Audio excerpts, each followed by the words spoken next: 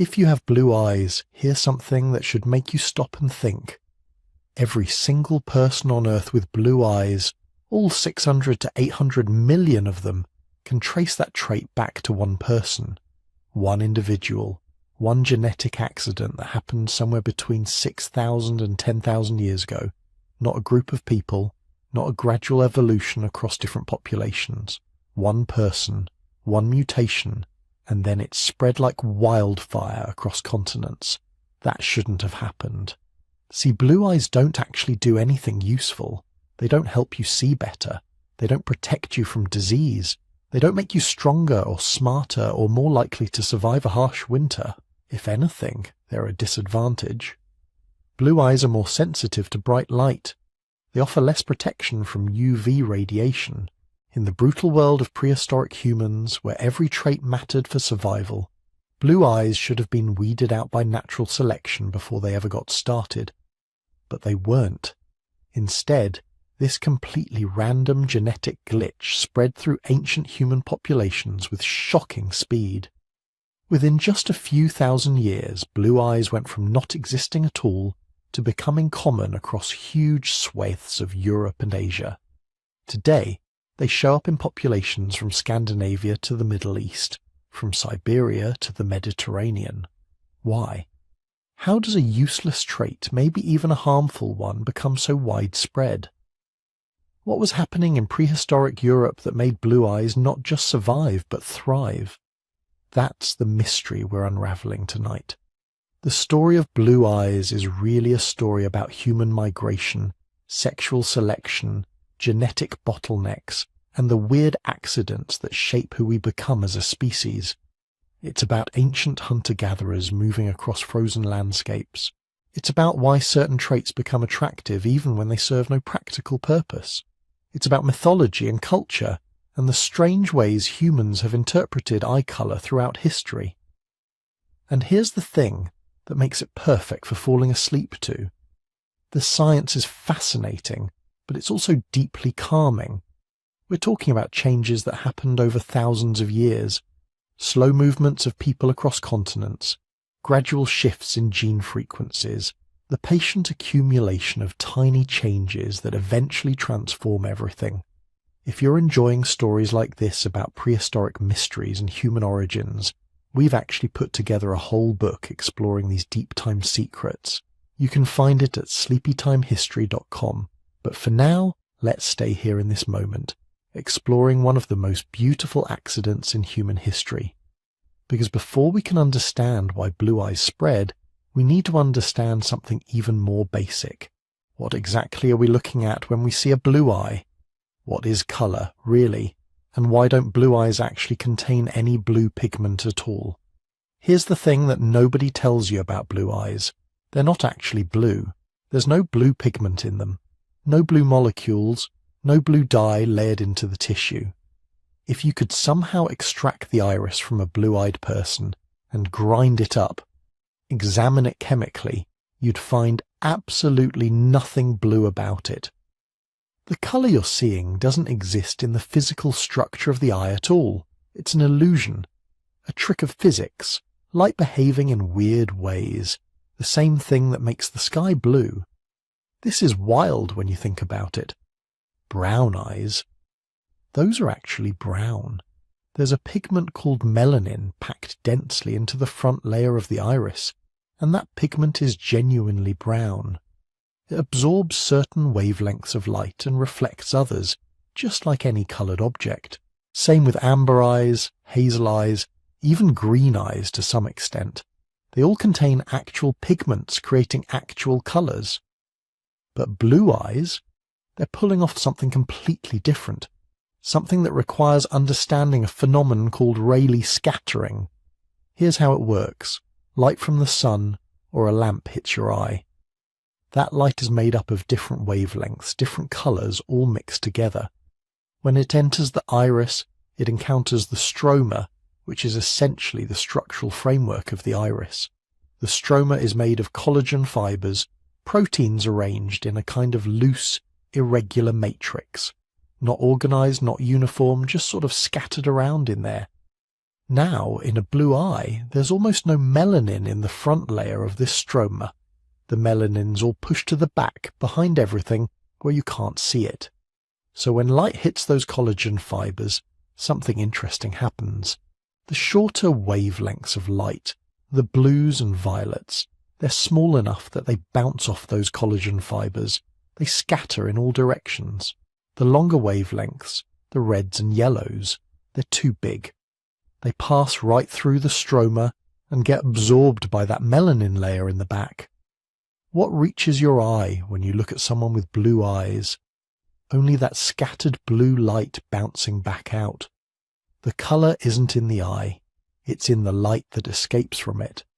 The sky does exactly the same thing.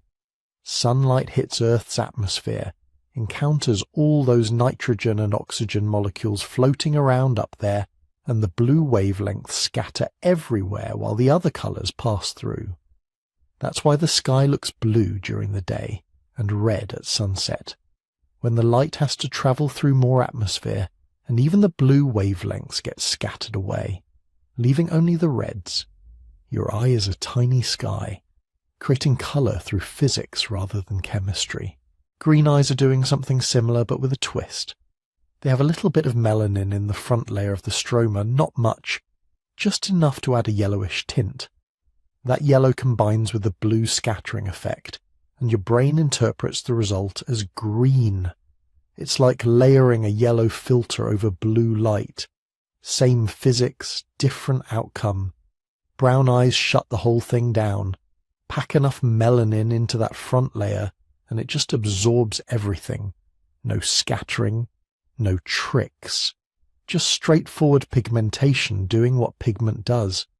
But blue eyes are relying entirely on structure, on the spacing between collagen fibers, on the absence of melanin in exactly the right places. Change the density of those fibers even slightly, and the colour shifts. Some blue eyes look almost grey because their collagen structure scatters light just a bit differently. Others look almost violet in certain lighting conditions. This makes blue eyes incredibly rare in the natural world. Most animals that have colour in their bodies, they're using pigments, actual molecules that are actually coloured. Structural colour exists, but it's unusual. You see it in butterfly wings, where microscopic scales create iridescent blues and greens through light interference rather than pigmentation. Morpho butterflies in the rainforest, their wings are actually transparent and brown, but they look electric blue because of how their wing scales are structured. You see it in peacock feathers. Those brilliant blues and greens aren't pigments. They're created by microscopic crystal structures in the feather barbs that scatter light just like the stroma in a blue eye. If you ground up a peacock feather and looked at it under a microscope, you wouldn't find any blue molecules. Bird eggs sometimes use structural colour, so do some fish scales. Certain beetles create metallic colours through microscopic layers that interfere with light waves. But in humans, we're almost entirely pigment-based. Our skin colour, our hair colour, even most eye colours, they all come from melanin doing its straightforward chemical thing. Blue eyes are the exception, the one place where human biology stumbled into the physics trick that butterflies and peacocks have been using for millions of years. And it all happened because of one person. One mutation that broke the melanin production system in exactly the right way. Not too much, not too little. Just enough to turn a human iris into a tiny piece of sky. So who was the person who made this happen? Who was the first human being to look up at their child and see their own eyes reflected back in a colour that shouldn't exist? We know it happened. That's not speculation. In 2008, a team of researchers at the University of Copenhagen, led by a geneticist named Hans Eberg, published something extraordinary. They'd been tracking blue-eye genetics across multiple generations, analysing DNA samples from blue-eyed families in countries as far apart as Jordan, Denmark and Turkey. And they found something that shouldn't be possible if blue eyes had emerged multiple times independently. Every single blue-eyed person they tested carried almost the exact same genetic sequence at one specific location in their DNA. Not similar, not kind of close, nearly identical. The variation between blue-eyed individuals at this genetic location was so minimal that it could only mean one thing. They all inherited it from the same person. One individual, one mutation, one moment in time when brown eyes suddenly became physically impossible in that person's children. The mutation sits right next to a gene called OCA2. This gene is basically the master control for melanin production in your body. It's what determines whether you're going to make a lot of melanin or a little, whether it's going to be dark melanin or lighter melanin, where in your body it's going to be concentrated. Mess with OCA2 directly, and you get serious problems. People with certain OCA2 mutations have albinism, almost no melanin production anywhere in their bodies. They need serious protection from sunlight. Their vision is usually impaired because melanin plays an important role in eye development. But the blue eye mutation doesn't touch OCA2 itself. It hits a different gene called HERC2 that sits right next to it. HERC2 is what geneticists call a regulatory gene. It doesn't make melanin. It controls whether other genes, including OCA2, get turned on or off. The mutation created something like a dimmer switch. It doesn't shut down melanin production entirely. It reduces it specifically in the front layer of the iris during fetal development, while leaving melanin production everywhere else pretty much normal. People with blue eyes still have melanin in their skin, in their hair, in the back layer of their irises. It's just that front layer, that stroma we talked about, where production gets turned way down. This is incredibly precise. You're talking about a regulatory mutation that affects one specific tissue in one specific part of the body during one specific window of development. Evolution doesn't usually work with this kind of surgical precision. Most mutations are sloppy. They break things completely, or they do nothing at all. But this one landed exactly right. It created viable, healthy humans who happen to have structurally different eyes. The Copenhagen team managed to date the mutation by looking at genetic diversity around it. The idea is simple. When a new mutation appears, the DNA sequence immediately surrounding it is identical in everyone who inherits it. But over time, other small mutations accumulate in that surrounding region. The more time passes, the more variation you see. By measuring how much variation exists around the blue eye mutation and comparing it to known mutation rates, you can estimate how long ago it appeared. Their conclusion? Somewhere between 6,000 and 10,000 years ago. Maybe as recently as the Bronze Age. Maybe as far back as the early Neolithic, when humans were just beginning to figure out agriculture. Geographically, the evidence points to somewhere near the Black Sea, possibly the northwestern region of what we now call the Near East. This fits with other genetic and archaeological data showing major population movements in that region during the Neolithic transition. Think about what this means. 6,000 to 10,000 years ago is nothing in evolutionary terms. The bottleneck that almost destroyed humanity happened 900,000 years ago. Modern humans evolved around 300,000 years ago. We left Africa 60,000 years ago. We'd already built cities, domesticated animals, invented writing by the time blue eyes appeared. The person who first had this mutation was genetically identical to us. They would have spoken a language not too different from ancient forms of languages still spoken today. They probably farmed. They definitely used tools, wore clothes, had a name that their family called them. They weren't some distant ancestor from the evolutionary depths. They were someone who could have sat down at your table and shared a meal. Someone whose life and concerns would have been recognizable, even relatable. And one tiny error in their DNA created something that would eventually spread to hundreds of millions of people. Because here's the thing, that person had children, obviously. and some of those children inherited the mutation, and they had children.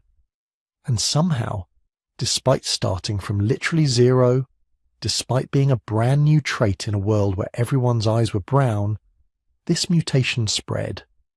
Within 4,000 years, maybe less, it had reached Scandinavia, where it would eventually become dominant. Within 6,000 years, it was showing up in populations from Britain to Central Asia. Today, somewhere between 300 and 500 million people carry it. That's roughly 8% of everyone alive, all descending from one person who lived maybe 8,000 years ago near the Black Sea. There's something philosophically staggering about this.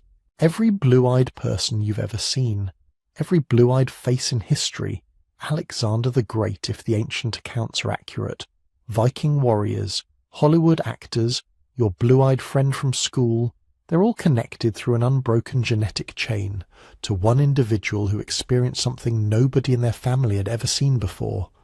Their child looked up at them with eyes the colour of the sky, and somehow the world decided to keep that going. For most of human history, everyone's eyes look the same. Not identical, obviously. Individual variation has always existed. Some people had darker irises, some lighter browns, some with flecks of amber or hazel. But the basic palette was consistent. Brown. Dark brown, medium brown, light brown, but fundamentally brown. From the moment anatomically modern humans emerged in Africa around 300,000 years ago until roughly 10,000 years ago, every single person who looked at their reflection in still water saw brown eyes looking back. This wasn't some accident of history. Brown eyes were the default setting because they worked. High melanin concentration in the iris protects against UV damage, particularly important in the intense sunlight of Africa where our species evolved. As modern humans spread out of Africa and into Europe and Asia, they carried those brown eyes with them. For tens of thousands of years, as they adapted to new climates, developed new technologies, survived ice ages and climate shifts, their eyes remained stubbornly, consistently brown. Then, sometime around 8,000 years ago, everything changed. But here's what's strange. When we actually look at ancient DNA from early Europeans, from the people living in Europe during the Mesolithic period right before and after blue eyes appeared, we find something that completely upends our modern assumptions about what those first blue-eyed people looked like. In 1903, workers discovered a skeleton in Gough's Cave in Cheddar Gorge, England. The individual, nicknamed Cheddar Man, lived roughly 10,000 years ago, right at the boundary between the Paleolithic and Mesolithic periods. For over a century, reconstructions depicted him as light-skinned, fitting our expectations of what ancient Britons should look like.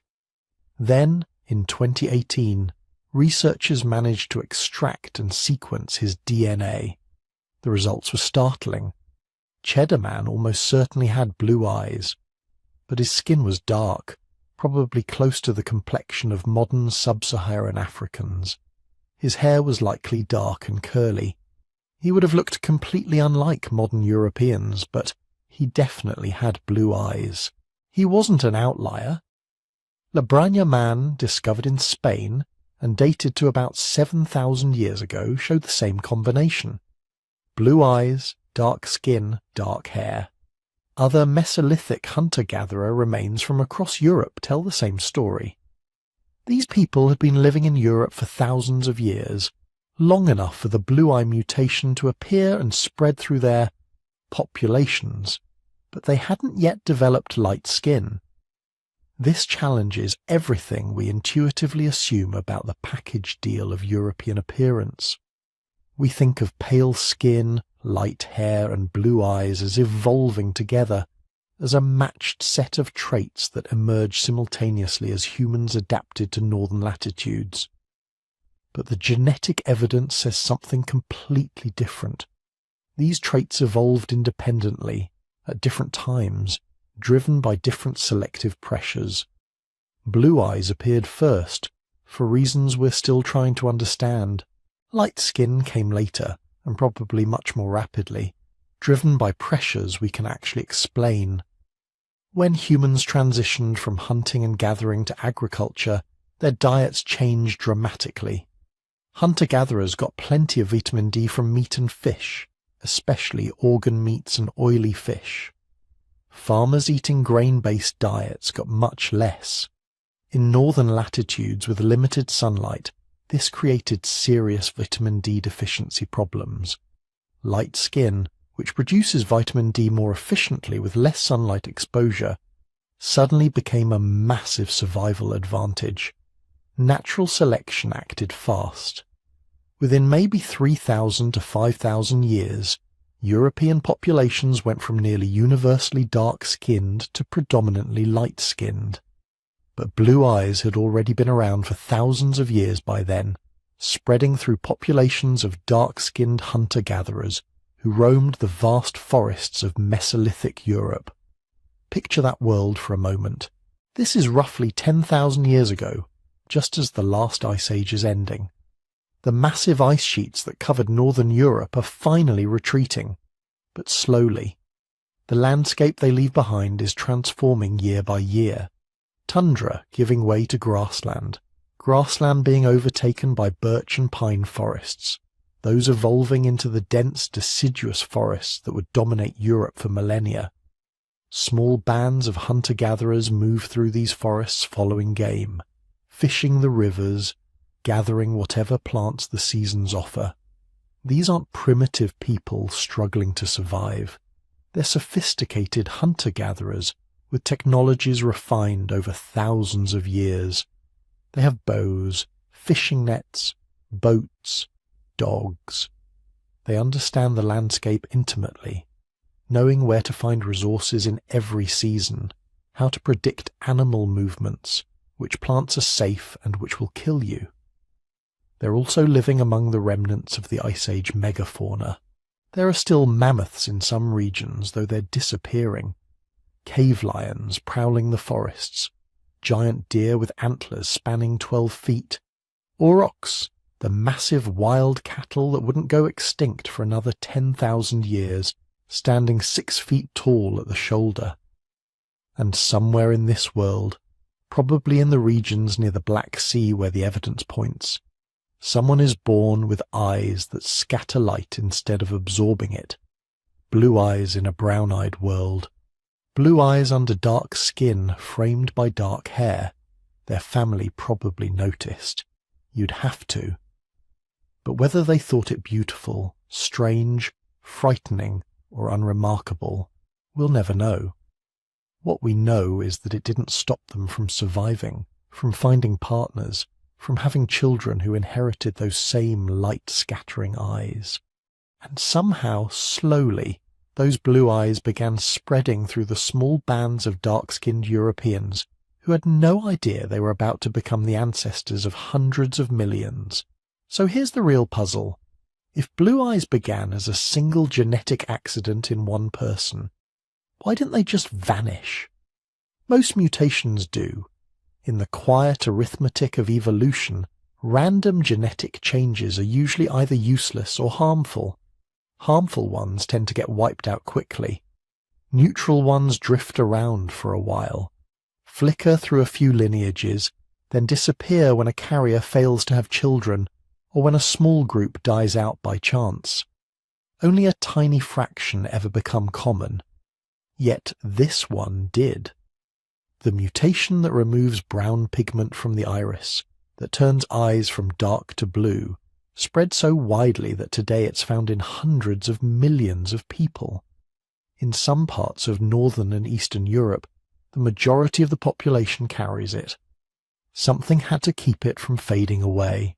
Something, somewhere, was quietly favouring those light-scattering eyes. There are a few suspects. One of the most intriguing is sexual selection. Imagine those Mesolithic forests again.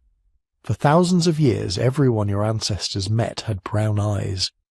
Your entire world was made of dark irises reflecting firelight at night and sunlight during the day.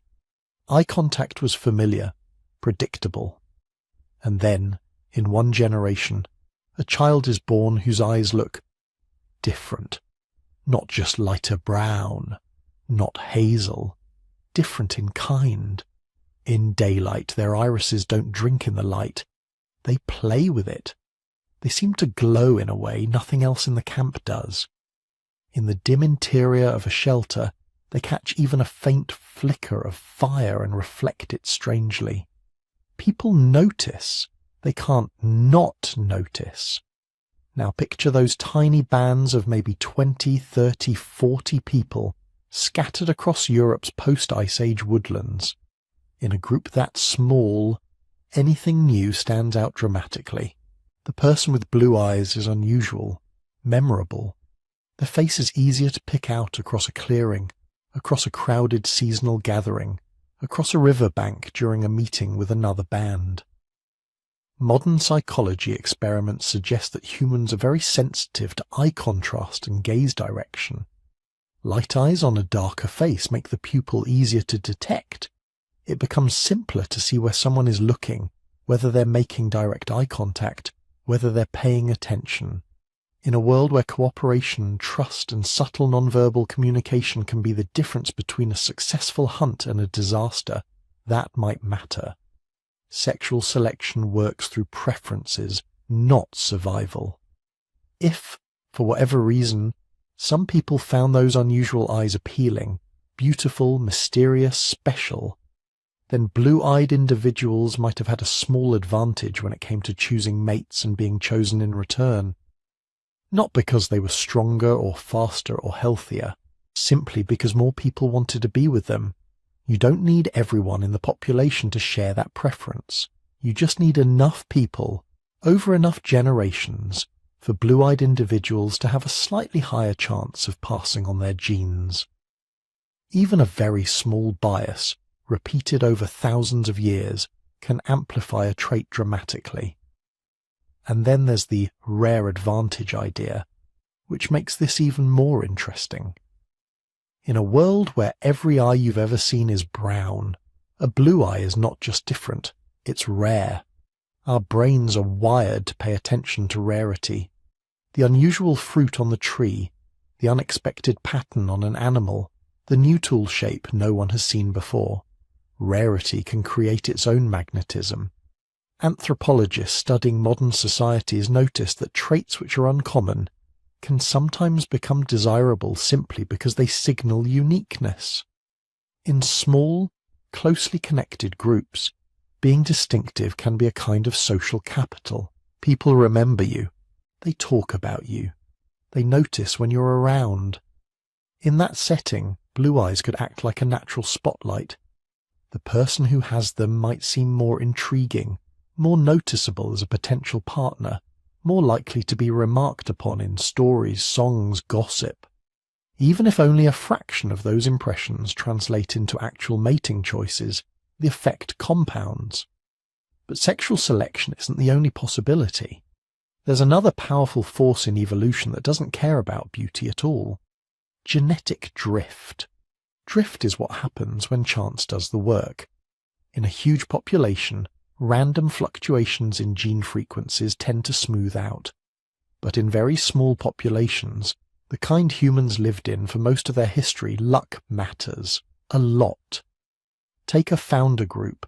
Maybe 80 people strike off into a new valley or cross a land bridge or push along a newly opened coastline. Suppose, purely by chance, that 10 of them carry the blue-eye mutation. If that group grows and spreads from that small starting base, the traits they happen to carry become common in the descendant population, not because those traits were especially useful, but simply because they were there at the beginning. Over thousands of years, as bands split, move and resettle, these founder effects can play out again and again. A trait that started as a random mutation in one person can become characteristic of an entire region, purely through repeated rounds of drift and founding. This means that, in theory, blue eyes might have become widespread in Northern Europe, even if they were completely neutral, neither helpful nor harmful. They could have piggybacked on the waves of migration and expansion that followed the end of the Ice Age. There's another angle too, one that ties blue eyes into a bigger story about light, latitude, and the chemistry of sunlight in human skin. The vitamin D hypothesis. By the time agriculture took hold in Europe, light skin was under strong selection in northern latitudes. Less sunlight means less ultraviolet radiation, which means less natural vitamin D synthesis in the skin. Populations eating grain-based diets with limited access to vitamin D-rich foods suddenly had a serious problem. Rickets in children, weakened bones, complications in childbirth. Lighter skin, which allows more UV to penetrate and boosts vitamin D production, became a major survival advantage. Natural selection favoured any genetic changes that reduced melanin in the skin. The blue eye mutation itself doesn't directly affect vitamin D synthesis. It changes how pigment is produced in the iris, not in the rest of the body. But genetics is rarely simple. The gene region associated with blue eyes, OCA2/HERC2, sits inside a larger network of genes that influence pigmentation more generally. It's possible, though not definitively proven, that the genomic neighbourhood around the blue eye mutation was riding along with other, more strongly selected changes related to skin and hair. In other words, once northern populations were under pressure to become lighter skinned for vitamin D reasons, certain chunks of DNA that included the blue eye variant might have been carried along for the ride. Some researchers also wonder if reduced melanin overall, including in the eyes, might have had subtle side effects in low-light environments. Perhaps slightly improved sensitivity to changes in ambient light in long, twilight hours, or altered circadian rhythms at high latitudes with very long summer days and long winter nights. These are speculative ideas, not settled science, but they remind us that traits rarely evolve in isolation. Bodies are integrated systems. Change one piece, and others can be nudged as well. So which of these explanations is right? At this point, no one can say with certainty. The genetic evidence tells us when and roughly where the key mutation arose. It tells us that every blue-eyed person today can trace that colour back to a single ancestor. It shows us how quickly blue eyes became common in certain regions. But it doesn't hand us a neat single-cause story. The most likely answer is that there wasn't one reason. There were many. A rare mutation that happened to be strikingly visible in small, tightly knit bands. Subtle mate preferences that, over thousands of years, gave blue-eyed individuals a tiny reproductive edge.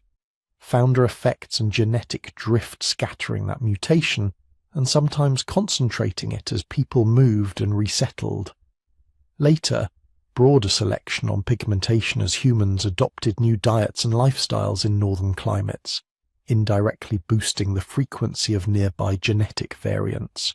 Layer upon layer, no grand plan, just the tangled, slow, half-blind creativity of evolution, working with whatever material history happened to provide. What matters for our story is this. Blue eyes were never guaranteed.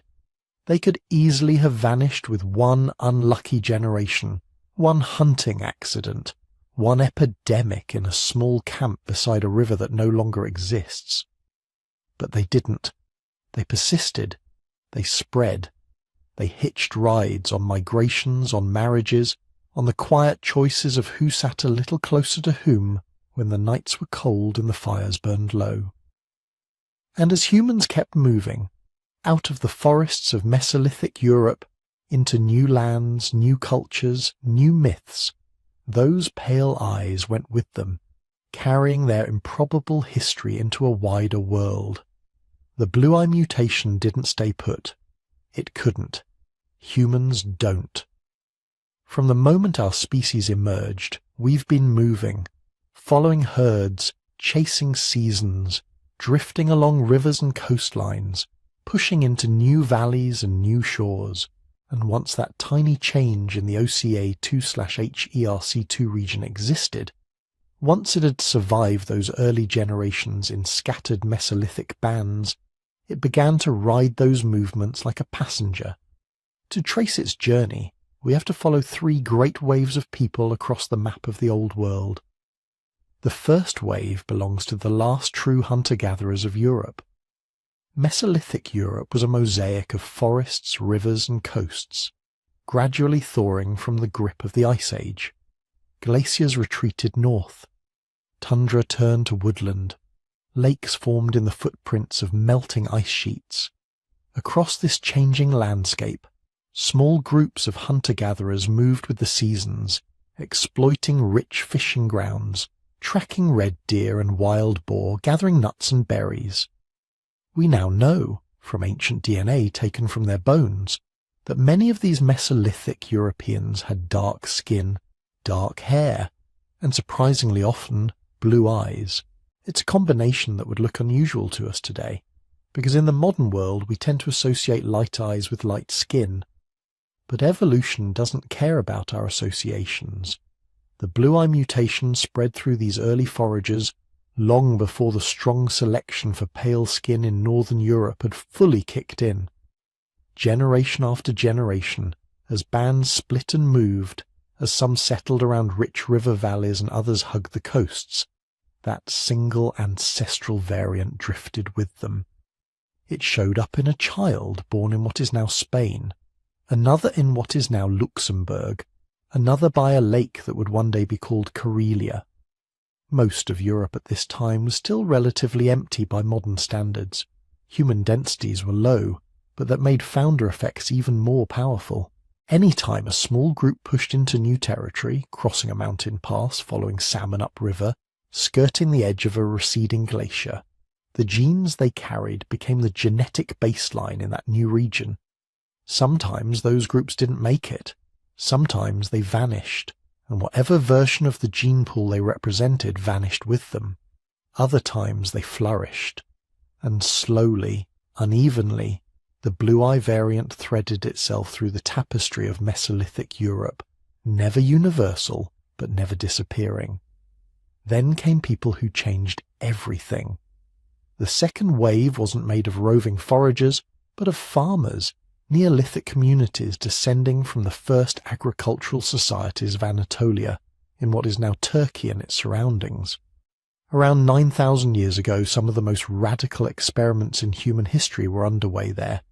Wild grasses were being tended, then domesticated. Goats and sheep were being corralled, bred, and reshaped by human preference. Small villages appeared, clusters of houses, storage pits, granaries, shared walls, and shared risks. Agriculture didn't just produce more food, it produced new kinds of societies, larger, denser populations, more children surviving to adulthood, permanent settlements where people could meet, trade, and intermarry with neighbouring groups more regularly. Entire regions knit together by shared crops, shared tools, shared ways of living. Genetically, this mattered. In a tiny band of foragers, a rare trait can vanish simply because a few unlucky carriers don't have surviving children. In a village of a few hundred, linked into a broader network of thousands across a region, that same trait has a much better chance of persisting and of spreading. As Anatolian farmers began to push into Europe, moving along the Danube valleys, crossing the Aegean in simple boats, creeping up through the Balkans, they brought with them not just wheat, barley and livestock, but their own genetic signatures, darker eyes, different pigmentation patterns, new immune system variants. For a time, the continent held two very different populations living side by side. Hunter-gatherers, with some blue eyes among them, living in familiar forests and coasts. Farmers, mostly brown-eyed, arriving with ceramics, domesticated animals, and an entirely new relationship to the land. They didn't just glare at each other from opposite sides of a valley. They interacted. They exchanged goods, knowledge, and eventually genes. In many places, the farmer's way of life gradually took over, simply because it could support more people. Fields replaced wild meadows, forests were cleared, villages multiplied. But those old Mesolithic lineages didn't vanish completely. Ancient DNA tells us that in some regions, especially in northern and western Europe, hunter-gatherer ancestry remained woven into the population for thousands of years. With it, the blue-eye mutation slipped quietly into these growing Neolithic communities, now backed by the numbers and stability to help it persist and expand.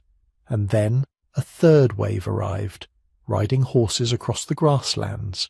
Around 5,000 years ago, a group of pastoralists from the Pontic-Caspian steppe north of the Black and Caspian Seas began one of the most consequential journeys in human history.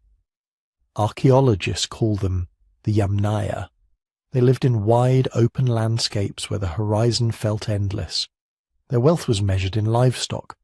They buried their dead in earthen mounds, kurgans, scattered like low hills across the steppe. They had wagons, harnessed animals, and perhaps more importantly, an emerging culture of mobility. The Yamnaya didn't invade Europe in a single sudden event. It was more like a series of pulses, clans pushing outward to find new pastures, groups marrying into local communities, wagons creaking along river valleys, horsemen scouting ahead. Over centuries their descendants spread across vast stretches of Europe, from the plains of Hungary to the forests of Germany and beyond. Their genetic legacy is so strong that many modern Europeans carry a substantial proportion of Yamnaya ancestry.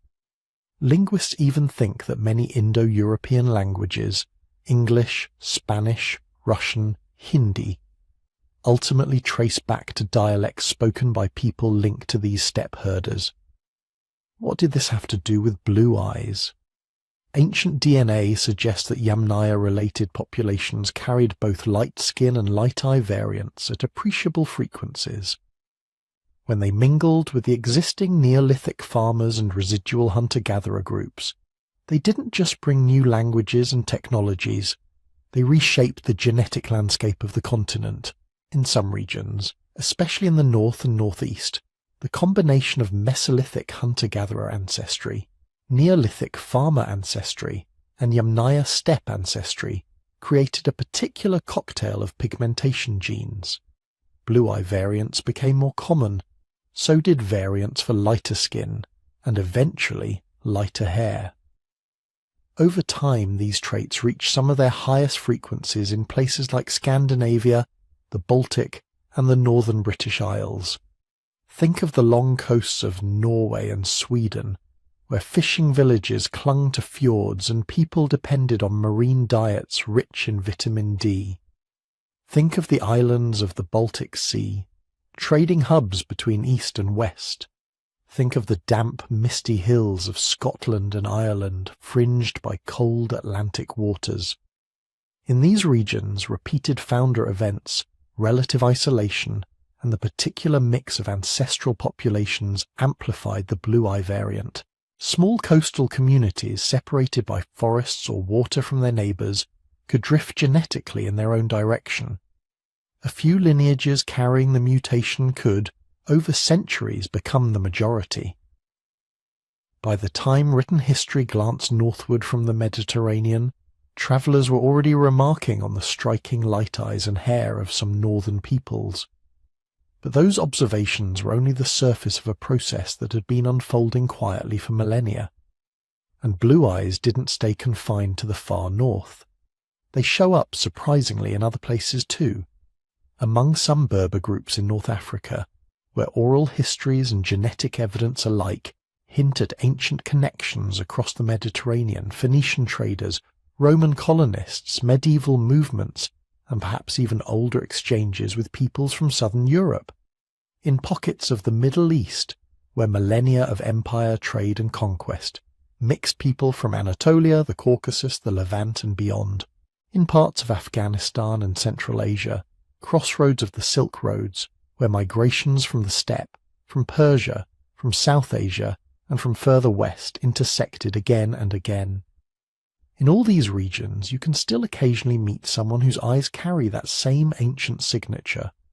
Light scattering through a pigment-poor iris, revealing the grey-blue of structural colour rather than the depth of melanin. Not because they're from Europe in any simple modern sense, but because deep in their ancestry, threads connect back to the same ancient sources: Mesolithic foragers, Neolithic farmers, steppe pastoralists, people who moved, met and had children long before borders and nations existed. Blue eyes are a reminder that human history is not neat lines on a map. It's overlapping waves, hunter-gatherers in quiet forests, farmers building the first villages, horse riders crossing grass seas under huge skies. Each wave carried genes forward. Some faded away. Others, like that single mutation in OCA2/HERC2, survived every turn in the road.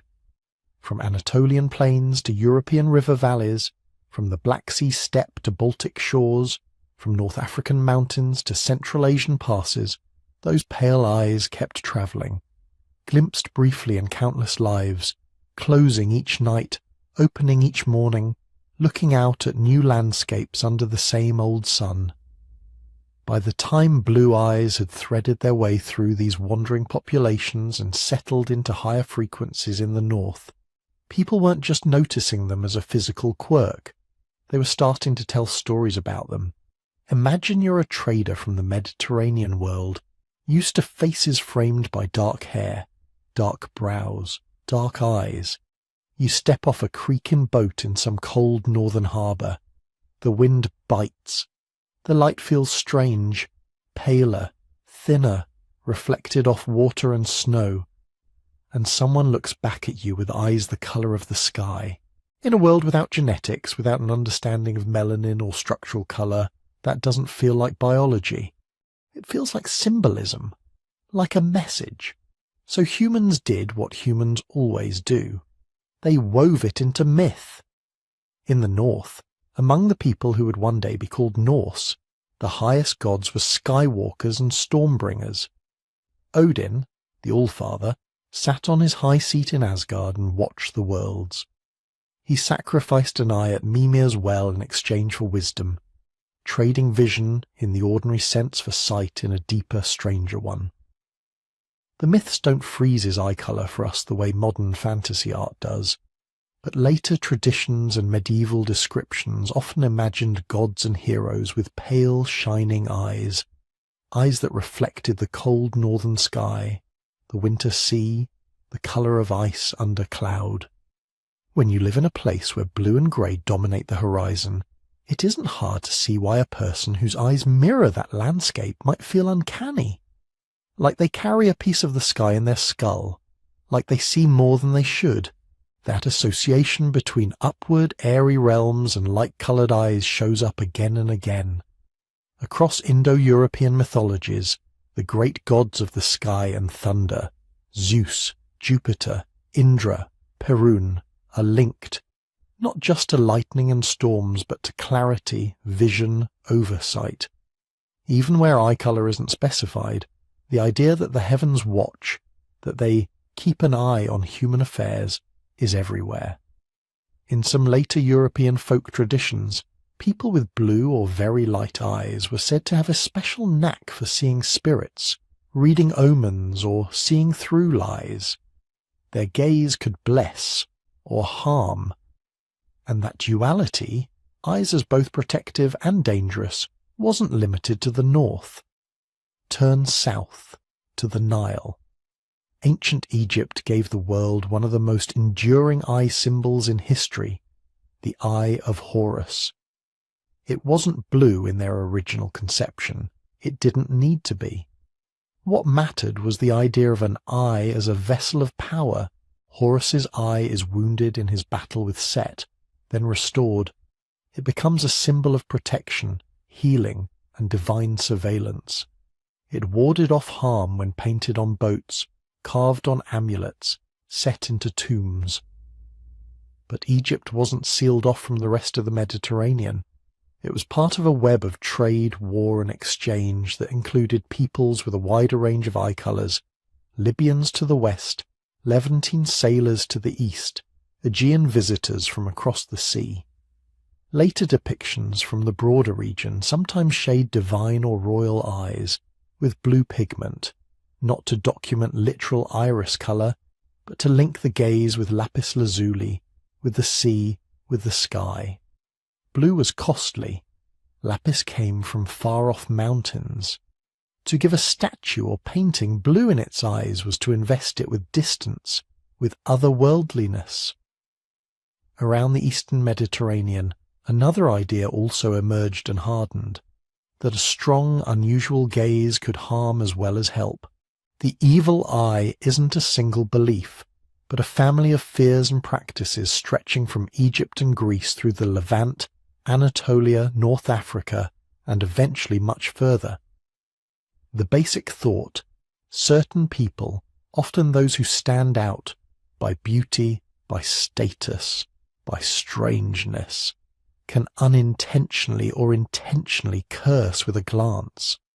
Their envy, their intensity, their sheer difference leaks out through the eyes. In some traditions, particularly later Greek and Middle Eastern ones, pale or light-coloured eyes, blue, grey, very light green, were occasionally singled out as especially potent, especially risky. Not universally, not always, but enough that you start to see a pattern. What is rare becomes charged. What's uncommon in a local population becomes spiritualized. So people responded the way they always do when they feel surrounded by invisible threats. They turned the symbol back on itself. They made blue-eyed charms, little glass amulets with concentric circles of white and dark and bright blue, staring out like stylized irises. Nazar Bonkü in Turkish, Mati in Greek, suspended over doorways, pinned to collars, hanging from rear-view mirrors in modern cars. An eye to watch the watching eyes, a gaze to turn away the dangerous gaze. It's a strange loop when you think about it. Perhaps in some places, actual blue or light eyes were feared as uncanny, and then stylized blue eyes became the universal protector against that very fear. Meanwhile, further west, in the literary world of ancient Greece and Rome, eyes were being described in a different, but equally revealing way.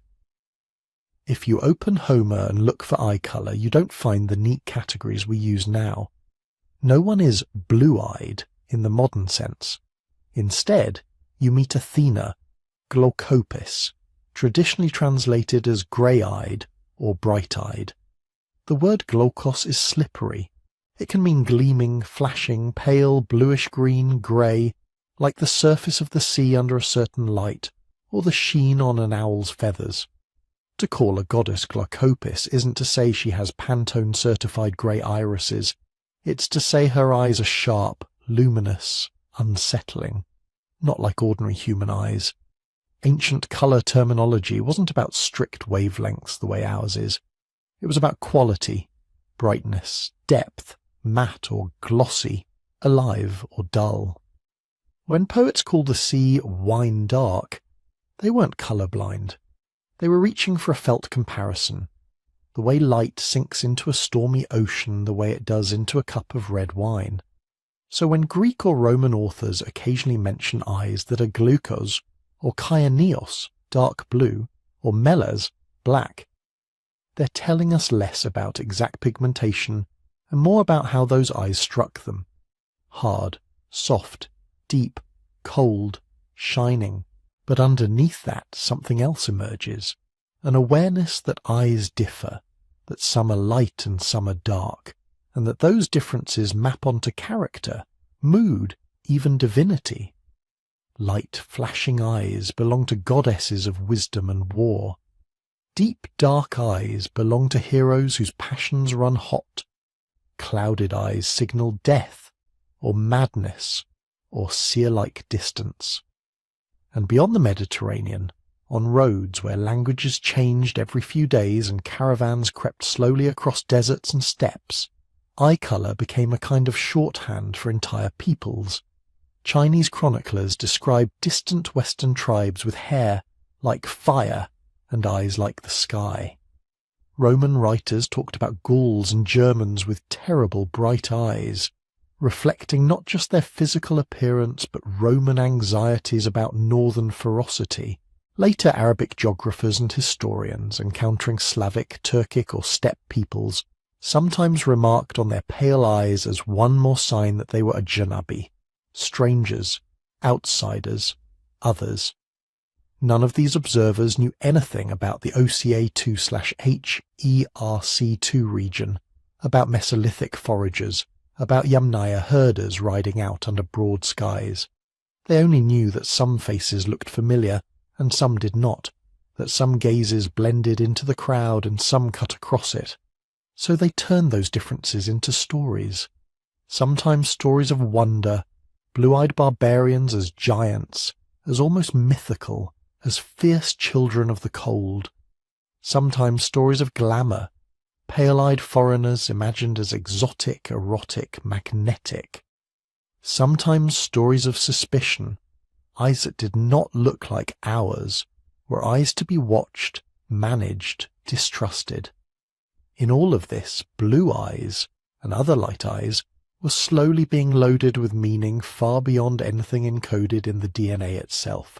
They were becoming symbols, symbols of the sky and the sea, of gods who watched and judged, of spirits who protected or cursed, of foreigners at the edge of the known world, of beauty, of danger, of otherness. Those meanings didn't stay locked in scrolls and amulets. They lingered, drifting down through folklore and religion, through medieval chronicles and Renaissance portraits, into the modern era. And in time, some of those old associations, sky-coloured eyes as signs of divine favour or as markers of a special, separate people, would be twisted into something darker, turned from myth and poetry into ideology and hierarchy. The same trait that once made travellers whisper about eyes of the gods would, in some hands, become a supposed proof of superiority. That turning is where our story goes next. By the time Europe and its colonies slid into the 19th century, those old stories about strange eyes at the edge of the world hadn't vanished. They had just changed costumes. The age of myth faded into the age of measurement. Telescopes, microscopes, careful lists of plants and animals. People started classifying everything, from beetles and birds to skull shapes and skin tones.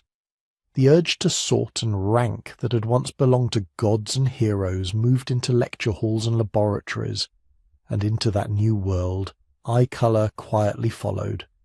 Doctors and naturalists began noting that some regions seemed to have more light eyes, others more dark.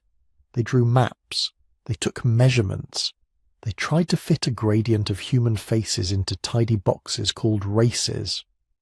Some of this was genuine curiosity, some of it was naked politics, much of it, in hindsight, was pseudoscience dressed up in Latin. Writers like Johann Friedrich Blumenbach, Arthur de Gobineau, and later a whole crowd of race theorists began taking simple observations. These people often have lighter eyes, those people often have darker eyes, and inflating them into grand hierarchies. Light skin, light hair, light eyes were quietly, then loudly, associated with intelligence, self-control, civilization. Darker features were pushed down the invented ladder. None of this was grounded in genetics. Genetics as we know it didn't even exist yet. Gregor Mendel was still quietly counting peas in a monastery garden, but it didn't matter. The story was too useful. Industrial empires needed a way to explain and excuse conquest, slavery, and extraction. So, race science supplied it. Phrenologists measured skull bumps. Anthropometrists catalogued nose angles and brow ridges. Eye colour slipped easily into this schema as one more alleged sign of inner worth. Light eyes became, in some European writings, a shorthand for northern, Teutonic, masterful. Dark eyes for southern, oriental, primitive. These words weren't neutral. They were soaked in value judgments. The gaze that had once been seen as uncanny or divine was being recast as a marker of supposed biological destiny. By the early 20th century, this thinking hardened into something even more dangerous: eugenics. Eugenics took the language of heredity, stripped it of nuance and turned it into a program. If traits were inherited, the argument went, then societies could improve themselves by encouraging the right people to reproduce and discouraging, or forcibly preventing, the wrong people from doing so.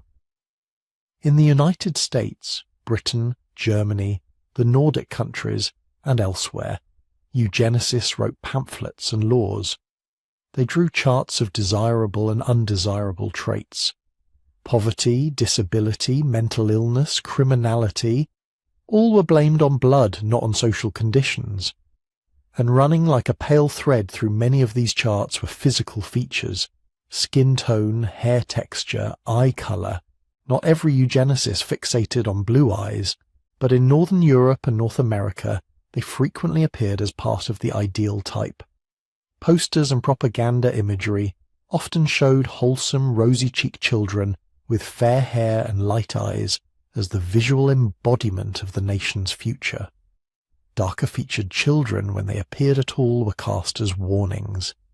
Then, in Germany, this loose cluster of prejudices, myths, and pseudoscience crystallized into something harsher.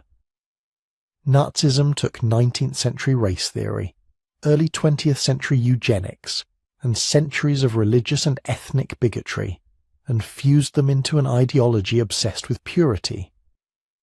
They called their desired template the Aryan, or Nordic, type: tall, strong, fair-haired, light-eyed. In reality, actual Germans came in every shade of hair and eye imaginable, but the symbol was powerful. In posters, films, school books, the ideal German was often shown with blue eyes. Children in Nazi youth organizations were sorted, measured, photographed. Race examiners looked at skulls, noses, and yes, irises, trying to categorize people into invented subraces. It didn't matter that many Nazis themselves didn't fit the fantasy.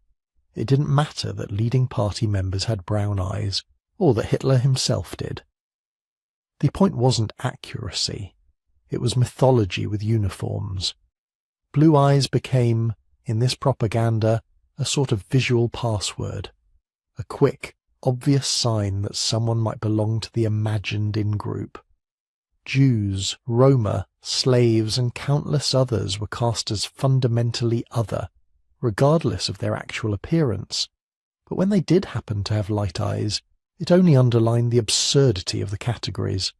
Real genetics, when it finally emerged as a rigorous science, never supported any of this. But the ideology didn't wait for data. Race laws were written, people were sterilized, families were broken apart, millions were murdered. And somewhere in that bureaucratic machinery of horror, eye colour, this delicate scattering of light through layers of tissue, was being recorded on forms and files, weighed as evidence for or against someone's right to belong, to live. After the war, when the full extent of Nazi crimes became known, the word eugenics curdled. Overt race science lost its respectability, but the ideas didn't evaporate overnight.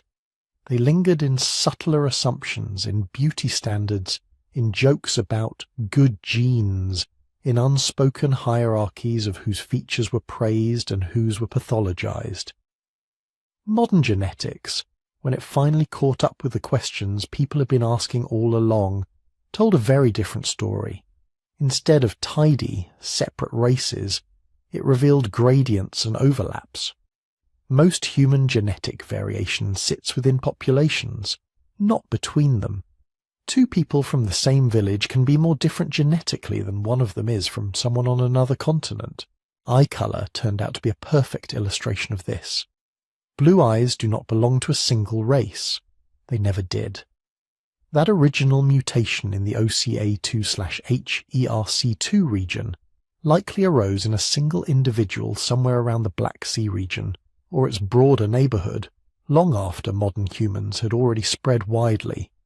From there, carriers moved. They intermarried, They had children. Those children moved again. The variant rose in frequency in some places, stayed rare in others, drifted, spread, mixed.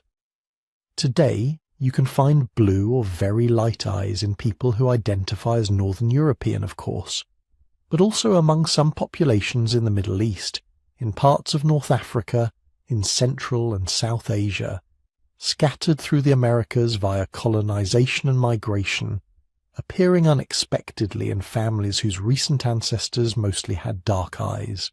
You can even find traces of the same ancestral variant in people whose eyes look dark at a glance, but reveal rings of grey or hazel in certain light.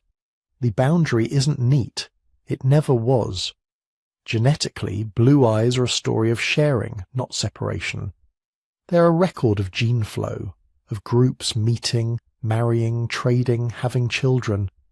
The fact that this one mutation shows up in so many different ethnic and cultural contexts is evidence not of isolation, but of connection.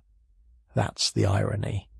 The very trait that was once held up as proof of purity is in reality a living archive of mixture, of ancient wanderers crossing rivers and mountains, of villages visited, alliances made, strangers welcomed in. When you look at a pale iris and think northern, you're seeing only a thin slice of its history. That colour is the end point, for now, of thousands of journeys your eyes can't trace unaided. Which brings us to a quiet responsibility. We live at a time when we can peer into DNA, map ancestry, trace mutations back tens of thousands of years. We know, better than any generation before us, how shallow the visible differences between humans really are, and how deep our shared origins run. But knowledge doesn't automatically prevent misuse. The same curiosity that leads someone to send off a spit sample for a genealogy test can, in darker moods and movements, be twisted back toward old obsessions. Who is pure? Who belongs? Whose traits are better? So the task isn't just to understand genetics, it's to hold that understanding in the right frame, to remember that beauty, a particular eye colour, a particular pattern of freckles, a particular curl of hair, is not a rank or a badge. It is an outcome of chance, history, environment, and the quiet arithmetic of inheritance. It says nothing on its own about worth, about kindness, about capacity. Blue eyes feel special because they're relatively rare globally, because they catch the light in a certain way, because cultures have layered them with meaning for thousands of years. All of that is real on the level of experience. It shapes art, attraction, stories. But as a biological fact, they are simply one more variation in how humans can be human. If there is anything like magic in them, it isn't in the melanin or the lack of it. It's in the invisible web of migrations, encounters, and loves that had to happen in exactly the right sequence for that particular shade to appear in that particular person. Now, understanding that doesn't make the colour less beautiful. It makes it more so.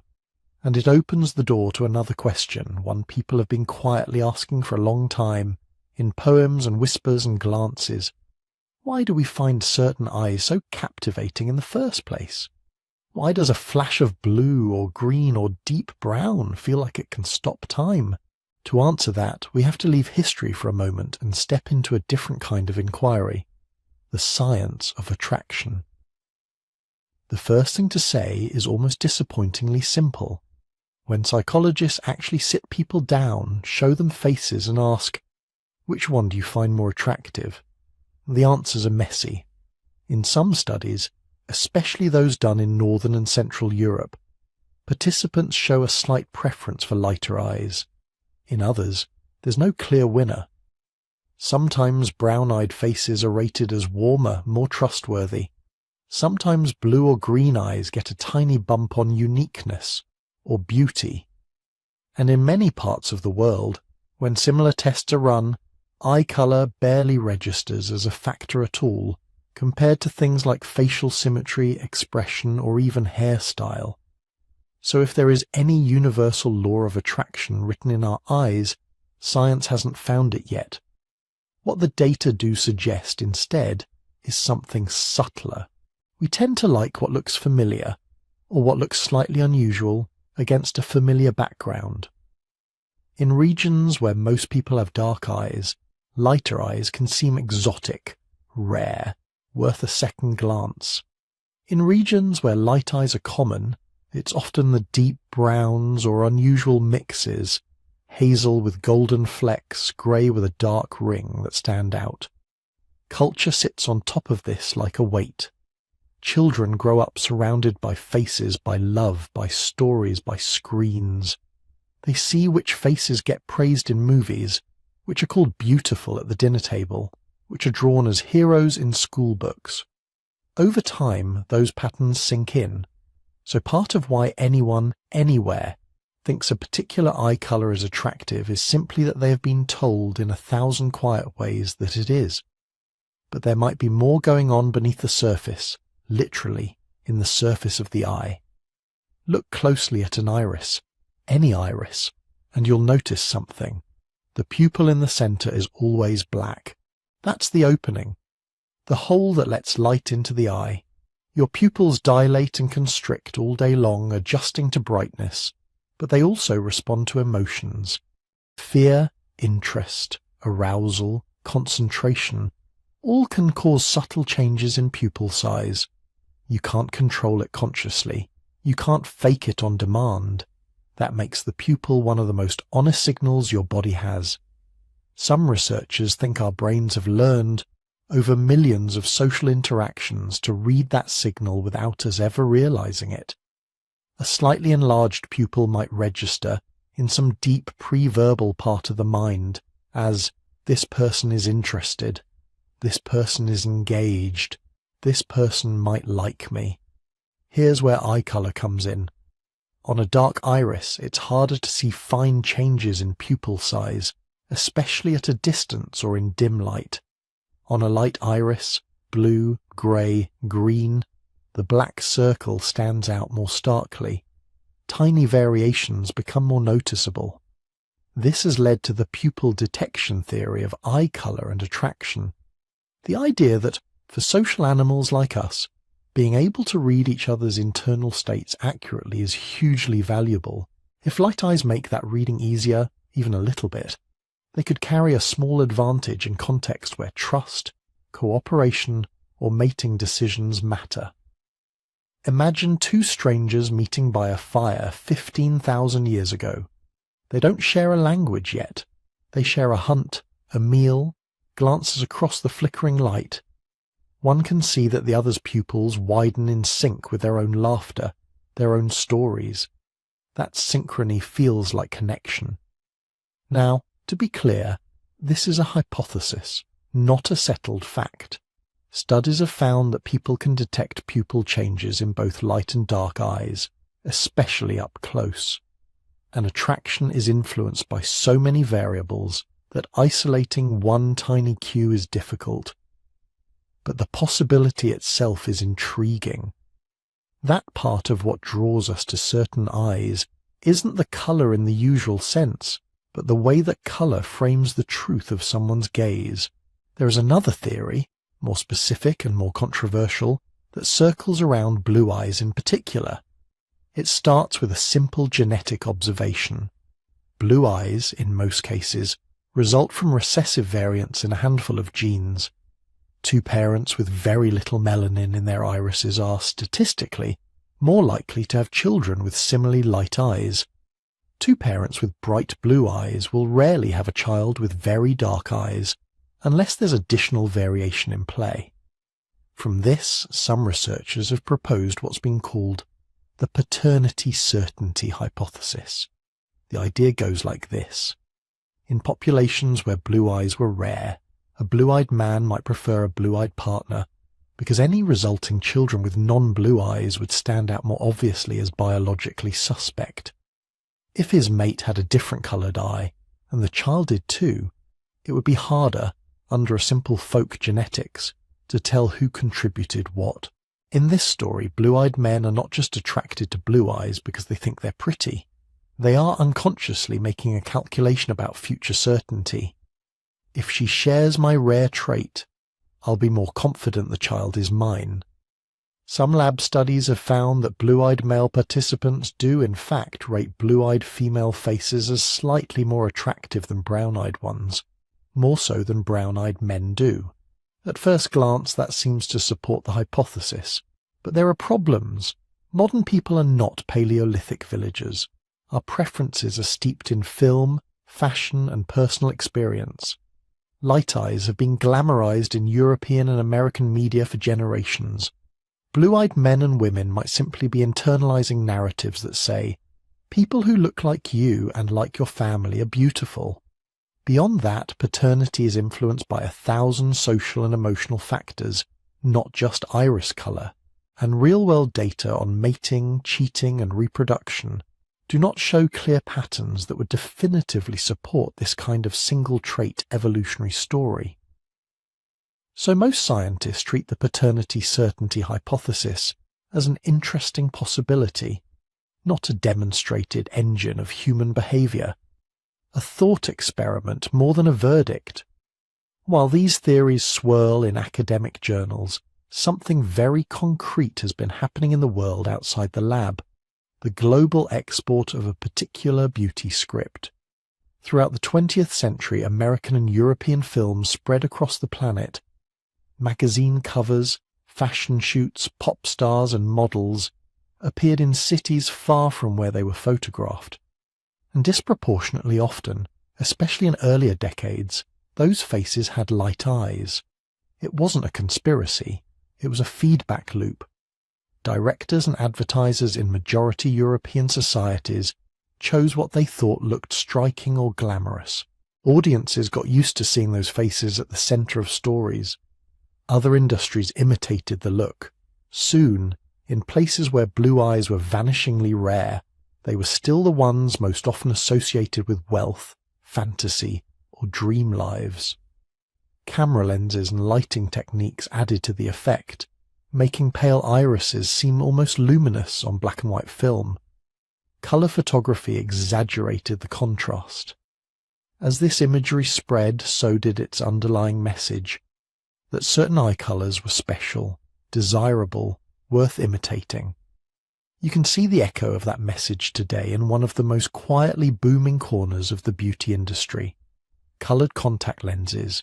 In Seoul and Tokyo, in Lagos and Sao Paulo, in online shops that ship anywhere, you can buy lenses that turn dark irises into honey gold, jade green, storm grey, ice blue. Some are subtle, designed to make the iris look just a little larger, a little brighter. Others are theatrical, transforming the eye into something almost otherworldly. People wear them for cosplay, for weddings, for nights out, for selfies. Sometimes just to see what it would feel like to look in the mirror and have the world reflected back in a different shade. The popularity of these lenses doesn't prove that one colour is better. If anything, it shows the opposite. We are fascinated by change itself, by the idea that something so central to our sense of self, our gaze, can be swapped, experimented with, like trying on a different mood. Underneath all the theories and industries, though, is a quieter complexity. When anthropologists and psychologists look across cultures, they find enormous variation in what people say they prefer. In some societies, dark eyes are associated with depth and seriousness, light eyes with coldness or unpredictability. In others, pale eyes are linked with romance and mystery, dark eyes with strength and reliability. Some communities have no strong opinions about colour at all, focusing instead on the expressiveness of the gaze, how someone looks at you, rather than the pigment around the pupil. The more carefully you listen to people talk about attraction, the more slippery eye colour becomes as an isolated factor. A person might say, "I love blue eyes," but when pressed, what they often mean is, "I love the way they looked on this specific person I once knew, the way they lit up when they laughed, the way they caught the sunset on a particular day." We're back again to individuals, to memories, to context. So when you hear claims, whether in pop psychology or casual conversation, that humans naturally prefer one eye colour over another, it's worth holding that with a gentle scepticism. We're drawn to eyes because they are how we see the mind behind the face. The colour is part of that, a frame, a texture, a play of light and rarity and story. But it is never the whole of it, and that brings us to a final question about blue eyes in particular. If they are a frame, what happens to the painting as the generations turn? Are those pale irises becoming rarer as populations mix and migrate? Or are they simply rearranging themselves, waiting to surprise us in new places, in new combinations? To answer that, we have to leave psychology and return to genetics, to ask what the future holds for a mutation that once sparked in a single pair of eyes and then refused to disappear. If you had stood on a street corner in Northern Europe or North America 100 years ago and simply counted eyes, the world would have looked a little different than it does now. In early 20th century surveys of places like Minnesota or Berlin, more than half the population reported having blue or grey eyes. In some towns it was closer to 3 out of 4. Old black and white class photos from that era, when colour didn't show but paperwork did, list rows of children whose school records describe pale irises as the unremarkable norm. Now, in those same regions, the numbers have shifted. Modern studies in the United States suggest that where maybe half of adults born in the early 1900s had blue eyes, only a small fraction of young adults do today. In much of Western Europe, the proportion of light eyes is still high by global standards, but lower than it was in their grandparents' or great-grandparents' time. Nothing dramatic, no sudden vanishing, just a slow statistical slide. So what happened? It's tempting to imagine some mysterious environmental change dulling eye colours across the map. Some people even wonder if screens, diet or pollution are darkening eyes. But the explanation is quieter and much more ordinary. It lives in the way genes meet. Blue eyes for most people are the product of a particular version of a gene, an allele, that reduces melanin in the iris. That allele is recessive. To show itself, it usually needs to be present in 2 copies, one from each parent. In a population where most people have that allele twice, blue eyes spread easily. 2 blue-eyed parents almost always have children with light eyes. Even if a few brown-eyed people move in, the recessive version keeps pairing up with itself, generation after generation. Now imagine the last 100 years. Wars end, empires dissolve, planes crisscross the sky. Students, workers, refugees, lovers, whole families move across continents that previous generations never left. A blue-eyed person from Sweden marries a brown-eyed person from Nigeria. A green-eyed woman from Poland has children with a dark-eyed man from India. Their kids and their kids' kids grow up in cities where almost every possible ancestry flows together. In the world, the blue-eye allele doesn't disappear. It just spends more time paired with different partners. If a blue-eyed person has children with a brown-eyed person who doesn't carry the blue variant, all of their children will inherit 1 copy of the blue allele and 1 copy of a brown coding allele. Genetically, they are carriers. Phenotypically, the way they look, their eyes will usually be brown or hazel. Generation by generation, as mixing increases, the chance that 2 carriers of the recessive variant meet and have children with 2 copies of it becomes slightly lower. The allele is still there, tucked away in DNA all over the world. It simply doesn't reach the specific combination it needs as often. This is what population geneticists mean when they say the frequency of a trait can fall even when the underlying allele stays common. From the outside, it looks like a colour fading from the crowd. From the inside, at the level of molecules, nothing is wrong. The book is still on the shelf.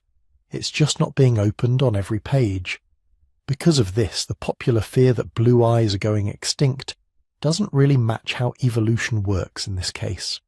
Extinction, in a strict genetic sense, would mean the relevant allele is being removed from the population, weeded out by selection, cut away by some lethal disadvantage, or accidentally lost in very small groups through drift.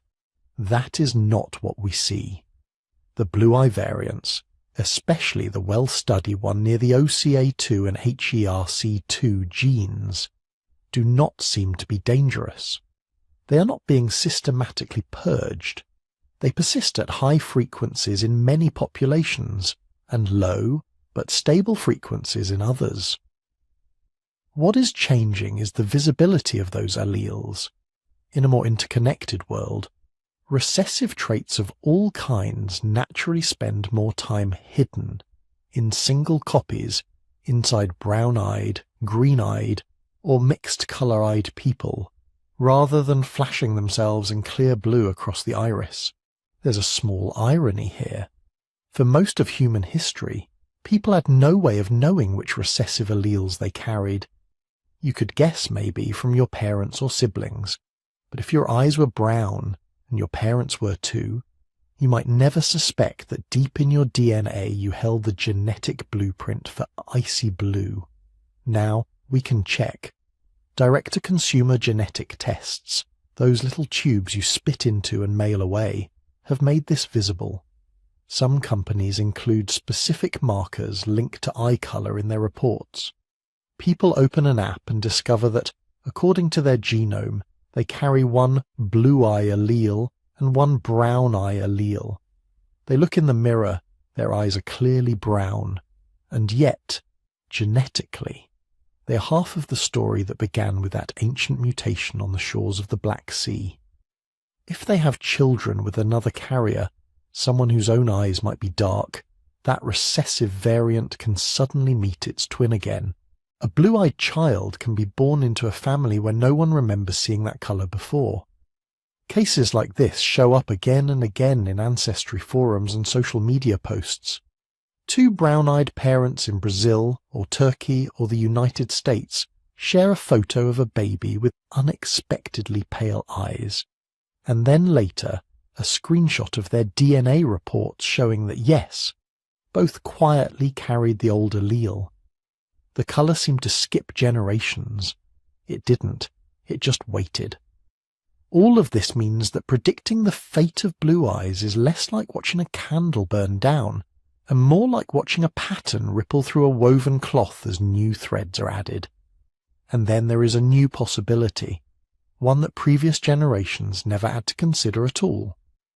If eye colour is, at its core, a matter of which variants in a handful of genes you carry, what happens when technology gives us the ability to choose those variants? Researchers are already using CRISPR and related tools to correct genes that cause serious diseases in cells, in animals, and, in some controversial cases, in human embryos. Eye colour is a far simpler trait than, say, intelligence or personality. The main molecular levers are relatively well mapped. In theory, a future clinic could offer parents the option to tweak an embryo's iris genes, turn the melanin down, adjust the scattering properties of the stroma, dial in a desired shade. Some kinds of cosmetic eye surgery already exist, procedures that change the colour of the iris in adults, often with significant risk. Genetic alteration would be more fundamental. It would not be a mask or a lens. It would rewrite the instructions from the start. The questions that raises are not really about optics. They're about values. If we normalise choosing eye colour, what other traits begin to seem fair game? Height, body shape, certain facial features. Do we start to converge on a narrow, market-driven ideal of beauty that squeezes out the staggering natural variety evolution has given us? Who gets access to such choices? Just the wealthy at first. Does that create a world where certain aesthetic traits become tied even more tightly to class, region, or power? And what does it mean, on a quieter, more personal level, to look into your child's face and know that some of what you see there was not given by accident or ancestry, but selected from a menu? None of these questions have easy answers. Many countries already have ethical guidelines that sharply limit genetic editing to serious medical conditions, not appearance. Others are still debating where to draw the line. Meanwhile, out in the ordinary world, far from futuristic clinics, the original blue eye mutation continues to do what it has always done: drift, mingle, hide, and occasionally reappear. It started as a single copying error in a single cell in one person, perhaps in a small farming community somewhere near the Black Sea, a few thousand years before the pyramids. It spread through families, through flirtations, through marriages and migrations, through wars and plagues and ordinary Tuesdays. It sat behind the eyes of hunters and chieftains, of servants and sailors, of people whose names history never wrote down. It crossed borders in the gaze of refugees and colonists and travellers who never knew they were carrying anything unusual at all. Now it is written into the genomes of millions who do not show it on their faces. In that sense, the story of blue eyes is still unfolding in real time. Every birth, every partnership between people whose ancestors would never have met, reshapes the map of where that old allele lives and how often it gets the chance to speak. It may become rarer in some places, more common in others. It may surprise families on continents where it was once almost unknown. It may, centuries from now, look very different in the global average than it does tonight. But it is not gone. It is not going. It is part of the living tapestry of human variation, a reminder that evolution is not just a saga of the distant past, carved in stone and bone, but a quiet, ongoing process inside each of us. And blue eyes are only one thread. If a single mutation in a single ancestor can reshape the way light moves through the front of the human eye, what other stories are hidden in all the other shades we see every day? What can brown, green, grey, and all the colours in between tell us about where we've come from and where we're going next? That chart was comforting in its simplicity. It was also wrong in its simplicity. When geneticists finally started digging into the DNA behind human eye colour, they didn't find one switch. They found a whole control panel. Yes, the region near the OCA2 and HERC2 genes does a lot of the heavy lifting, especially for the classic brown-blue divide. But sprinkled across the genome are more than a dozen other genes: SLC24A4, TYR, TYRP1, IRF4 and others, each nudging melanin production up or down, shifting how pigment is laid down in layers, altering how light scatters through the stroma of the iris. Add them together, and eye colour stops being a binary choice and becomes a spectrum. Green eyes, for example, are not halfway between blue and brown in any simple sense. They often arise when the main genes that would normally produce a very dark, melanin-rich iris are dialed down, but not all the way off. A modest amount of brown pigment mixes with yellowish lipochrome and the Rayleigh scattering that makes blue, and what reaches the outside observer is a desaturated, mossy or emerald tone. Hazel eyes tend to be even more layered. In many people, they are effectively two eyes in one, a ring of darker brown around the pupil where melanin production is higher, fading into a lighter, greenish or amber outer ring where pigment is sparse and scattering dominates. Different lighting conditions emphasize different layers, which is why hazel eyes can seem to change colour with the weather or the room. Amber eyes are something else again. They are not just light brown. True amber eyes often have a warm honey or copper cast caused by golden pigments in the iris stroma, rather than the deep chocolate of dense melanin. They sit almost halfway to the bright yellow of some animal eyes, a reminder that many of the molecules that colour our own irises are variations on the same biochemical themes used by cats, wolves, and owls. Grey eyes are another quiet oddity. For a long time, they were simply lumped in with blue, but detailed measurements suggest they often involve different scattering properties and subtle differences in how the iris fibres are arranged. In some grey eyes, Melanin is extremely low, as in blue eyes, but the collagen in the stroma is packed or oriented in a way that mutes the bright sky blue and shifts it towards slate, steel, or storm cloud tones. Other genetic variants may influence how much light is absorbed versus reflected at different angles, giving grey eyes that characteristic, almost metallic flatness. None of this can be captured by a single box labeled dominant or recessive. Instead, human eye colour behaves like what it is, a polygenic trait. Multiple genes, each with multiple variants, combining in slightly different ways in each person, generation after generation. The result is not a tidy handful of distinct categories, but a continuous field with clusters, brown, hazel, green, grey, blue, and countless subtle shades in between. Sometimes the system becomes even more visibly complex. Every so often you meet someone whose eyes don't match at all. One blue, one brown, one green, one hazel, or a single iris that's mostly one colour with a sharp contrasting wedge or fleck in another. This is heterochromia. At first glance it can look like fantasy or special effects, something a novelist would invent for a mysterious character. In reality, it's a side effect of how cells divide and differentiate. In many cases, heterochromia is caused by genetic mosaicism.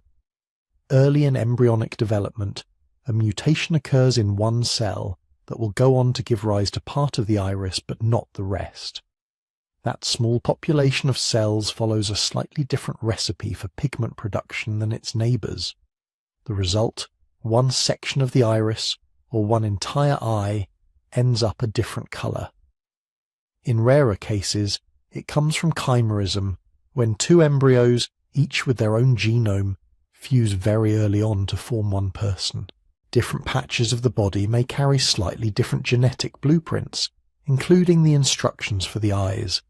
This can produce striking mismatches, not only in iris colour but in skin or hair. Heterochromia can also follow injury or disease. Damage to the structures that control melanin or certain inflammatory conditions can darken or lighten one eye over time. Sometimes this is medically important. Sometimes it's harmless. Either way, it's a visible reminder that eye colour is not just a fixed inherited label. It's something living tissue is constantly maintaining and occasionally altering. If you travel far from the familiar pale eye regions of Europe, the story gets even stranger. In the islands of Melanesia, particularly the Solomon Islands, there are communities of people with dark brown skin and naturally blonde hair. Not the sun-bleached blonde of surfers or farmers, but a deep golden blonde that grows in from childhood.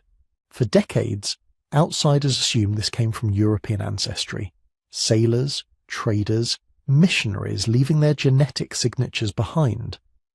But when researchers sequenced the DNA, they found something unexpected. The blonde hair in these populations is mainly associated with a variant in a gene called TYRP1. It is different from the variants linked to blondness in Europeans. In other words, light hair evolved there along a completely separate genetic path. The trait looks the same to a passing eye. At the molecular level, it's a different story. Cases like this are a quiet warning against simplistic maps that tie certain physical traits to races or civilizations. The same visible colour can arise from different mutations in different places. The same mutation can spread into very different cultural and historical contexts. Eye colour, hair colour, skin tone. None of them align neatly with our old rigid categories, and none of them are perfectly static. If you look at family photo albums, you may notice that many babies are born with eyes that seem grey or blue, only to darken over the first few years of life. This isn't an illusion. In newborns, the melanocytes, the cells that manufacture pigment in the iris, are often not fully active yet. Melanin levels are low, so light scatters easily and produces a bluish appearance. As the child grows and the genes that regulate melanin turn on more strongly, pigment accumulates. A toddler who once had pale eyes may end up with hazel, green, or dark brown by preschool. The reverse can happen much later. In older adults, subtle changes in the iris can make eyes appear lighter. Melanin production may decline. The structure of the stroma can shift. Certain medical conditions and medications can darken or lighten the iris as well. Even in the absence of disease, the colour that looks back from the mirror at 70 is not always quite the same as the one that looked out at 18. So when we talk about my eye colour as if it's a permanent simple attribute, we're compressing a lot of moving pieces into one phrase. Genes, development, age, health, and chance are all in there, woven together. Step back even further, and the picture widens again. Every shade you see in the human iris, brown, green, hazel, amber, grey, blue, and every in between, is the visible edge of an invisible history. Each colour is what happens when strands of DNA, carried through ice ages and droughts, invasions and migrations, meet in one particular combination in one particular person. The green eyes of a child in Brazil might be a conversation between Iberian fishermen, West African traders, and indigenous ancestors who followed the rivers long before any ships arrived.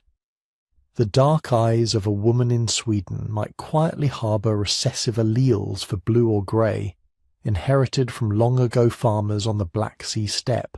The amber eyes of a man in the Solomons share deep biochemical roots with wolves and eagles, even as the specific mutation that lightened his hair arose independently in his island ancestors. None of us chose these patterns. We inherited them, along with the stories they carry, stories of survival through bottlenecks, of small groups wandering into new lands, of communities meeting, mixing, sometimes fighting, sometimes falling in love. If you could trace the path of the alleles that determine your eye colour backwards, through your parents, your grandparents, their grandparents, and on, you would walk the migration routes of continents. You would pass through ancient villages, cross lost shorelines, watch ice sheets advance and retreat. You would meet Neanderthals in Europe and Denisovans in Asia, see the first small bands of Homo sapiens leaving Africa with dark, melanin-rich eyes that had been tuned by millions of years under the sun. By the time you came back to the present and looked into a single pair of eyes, your own or someone else's, you might never see them as just brown or blue again. Every time you meet someone's gaze across a table, on a train, in a faded photograph, you're looking at a living fossil of sorts, a tiny shimmering window where physics, genetics, geography and history all intersect. Behind the colour you see are thousands of generations who lived long enough to pass their genes on. Wars survived, winters endured, bonds formed around campfires, in marketplaces, under city lights, chance encounters that led to children and children's children, until, finally, that particular mix of alleles arranged itself in the cells of one developing iris. There is no practical way to read all of that from a glance, but it's there, quietly present, every time light enters the human eye and comes back out again as colour. And that, more than any simple chart or label, is what our eye colours really tell us, that we're all variations on a shared story, written in slightly different inks, shaped by randomness and necessity, forever connected by the long winding path that brought our ancestors and their many shades to this moment. Somewhere, long after that ancient bottleneck, long after Neanderthals and Denisovans had vanished as separate ways of being human, another tiny change slipped into the story. One little switch near a gene that helps manage pigment. It didn't alter our brains, or our hands, or our ability to make fire. It didn't rewrite the rules of survival overnight. It just turned down the melanin in the iris of a single person, living in a small community on the shores of the Black Sea. From that moment on, a new possibility existed. In this episode, we've followed that possibility outward in every direction. We watched how light and tissue conspire to make colour, how the physics of scattering turns a nearly colourless iris into sky blue, storm grey, sea green. We traced the mutation itself, not as destiny, but as an accident that could easily have vanished, and yet didn't. We watched it ride the great migrations, carried by herders and sailors, farmers and raiders, slipping quietly from village to village, pairing and repairing with other genes until it appeared in places its first owner could never have imagined.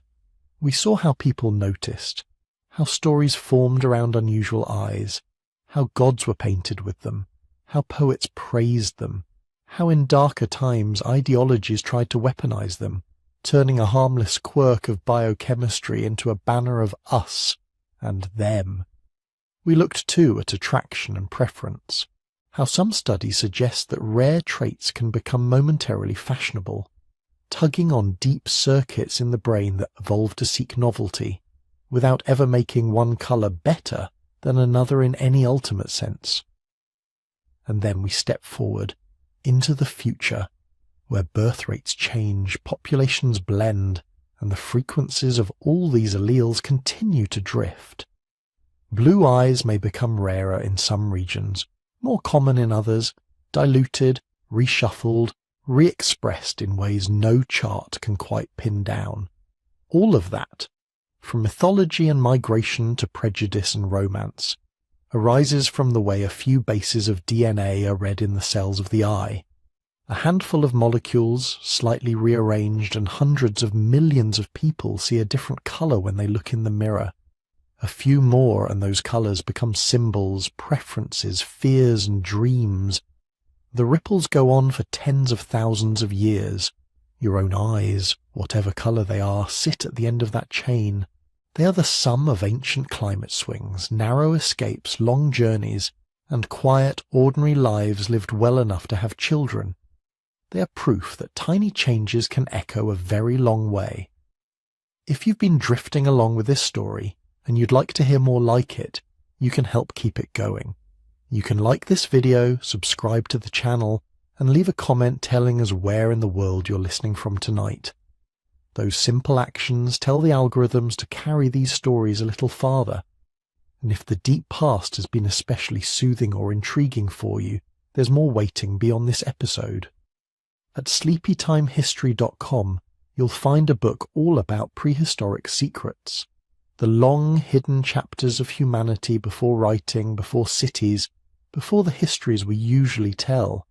You might enjoy exploring it at your own pace, a few pages at a time, as you fall asleep.